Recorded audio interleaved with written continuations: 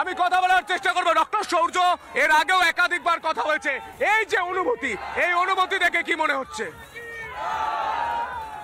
এই বাংলা সনাতনের মাটি, এই বাংলা রামকৃষ্ণদেবের মাটি, এই বাংলা বিবেকানন্দের মাটি। এখানে কোনো জেহাদের জায়গা নেই, এখানে শুধুমাত্র সনাতনের জয় হবে।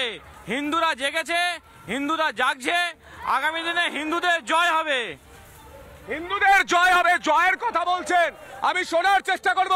দাদা কোথা থেকে এসেছেন আপনি? মুর্শিদাবাদ। সেই মুর্শিদাবাদ থেকে এসেছেন আপনি। মুর্শিদাবাদ থেকে বাংলায় ছবি দেখে কি মনে হলো? হরে কৃষ্ণ হরে হরে, হরে কৃষ্ণ হরে হরে। আমি আরো যা মায়েরা রয়েছেন আমি কথা বলার চেষ্টা করব। মাতাজি, আজকে আপনি দেখলেন যে গোটা বাংলার মানুষ, ভারতবর্ষের মানুষ প্রত্যেকে এলেন, একটাই কথা বললেন যে সনাতনী হিন্দুদের এক হতে হবে। এই বাংলার প্রেক্ষিতে কি মনে হচ্ছে, এই অনুভূতি আপনার কি মনে হচ্ছে? প্রথমে তো সবাইকে জয়শ্রী মহাকাল, ওম নমো নারায়ণ। আজকে যে ঐতিহাসিক ঘটনাটা আমাদের কলকাতার ব্রিগেডের বুকে ঘটলো তথা ভারতবর্ষ পশ্চিমবাংলার বুকে ঘটলো, এটা একটা সূচনা যে গীতাকে অনুসরণ করে আজকে আবার বাঙালি, সনাতনী বাঙালি, সারা ভারতবর্ষের বাঙালি এটা জানিয়ে দিল যে গীতাতে স্বয়ং শ্রীকৃষ্ণ বলেছেন যে ধর্মের জন্য যুদ্ধ করতে হবে, ধর্মের জন্য কর্ম করতে হবে। তার জন্য অধর্মকে বিনাশ করার জন্য যদি হাতে অস্ত্র তুলে নিতে হয় তাও নেবে, শাস্ত্র তুলে নিতে হলে তাও নেবে। আমাদের সাধু, গুরু, বৈষ্ণব এবং যে জনমানস সনাতনীরা আছেন তাদের সকলের উদ্দেশ্যে আমি এই কথাই বলবো যে জেগে উঠুন। আগামী দিনের হিন্দু রাষ্ট্রের জন্য আপনারা যদি আজকে না জাগেন তাহলে আপনাদের পরবর্তী প্রজন্মের পরিত্রাণ নেই, পরবর্তী প্রজন্মের পরিত্রাণ নেই। আমি আবারও মহারাজের কাছে যাব। এই মুহূর্তে স্লোগান উঠছে, স্লোগান উঠছে।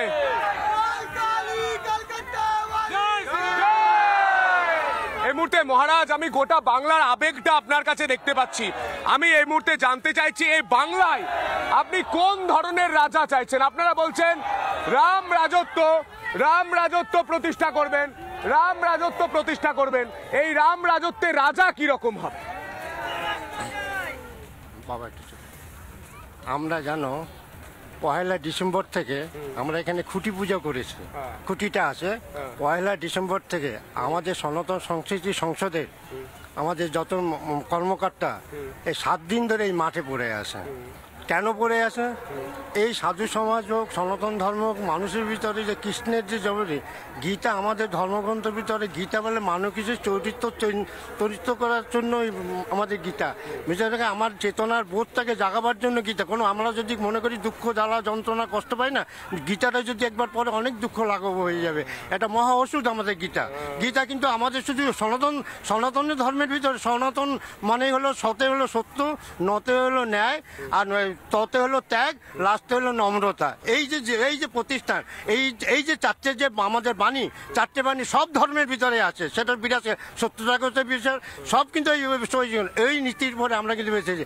আর এই সনাতনকে যদি বাঁচাতে হয় আমাদের মনে হয় পুরুষোত্তম রামচন্দ্রের মতন সেইরকম রাজা পাই, যে আবার বাংলাকে দেখাবো যে বাংলা রামচন্দ্রের মতন একজন রাজা পেয়েছি। সেটাই আমরা আশা করি। প্রজা যেরকম হবে, প্রজার যদি শুদ্ধিকরণ হয়, প্রজা যদি যায় বাংলা একবার শীর্ষ আসনে যে যাক, তাহলে রাজা প্রজার মতো হবে। হ্যাঁ, আগে প্রজা পরিবর্তন হতে হবে। বড় কথা বলছেন, বড় কথা বলছেন। নিজে না পরিবর্তন হলে, আমি যদি না ভালো হয় তুমি ভালো হবে না। প্রজা যেমন হবে রাজা তেমন হবে। তাই এই প্রজারা কি চাইছেন? বাংলায় কি রকম রাজা চাইছেন? রাম রাজ্য চাইছেন? কেমন রাজা চাইছেন? রাম রাজ্য। বাংলার তরুণ প্রজন্ম, যুব সমাজ, সাধারণ মানুষ আজ একই কণ্ঠে বলছেন, সাধু সন্ত নাগা সন্ন্যাসী একই কণ্ঠে বলছেন যে ভারত মাতার জয় হোক। এ বাংলা, এই ভারত আবারও জগৎ সভায় শ্রেষ্ঠ আসন পাক। নানা ধরনের কন্টেন্ট দেখার জন্য লাইক করুন, শেয়ার করুন আমাদের ফেসবুক পেজ, সাবস্ক্রাইব করুন আমাদের ইউটিউব চ্যানেল। পাশাপাশি অন্যান্য ব্রেকিং নিউজের জন্য অবশ্যই চোখ রাখুন রিপাবলিক বাংলায়।